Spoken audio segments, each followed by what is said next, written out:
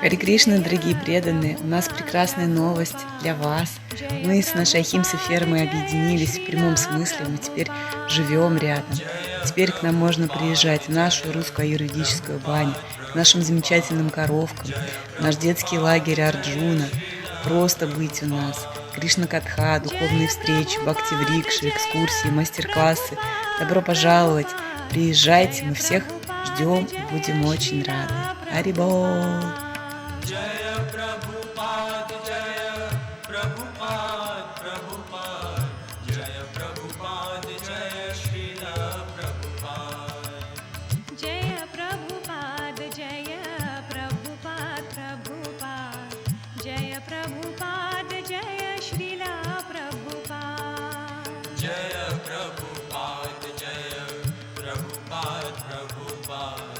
जय प्रभुपाद जय श्रील प्रभुपाद नमो विष्णुपादाय कृष्णपृष्ठाय भूतले श्रीमते भक्तिवेदान्त स्वामी इति नामिने नमो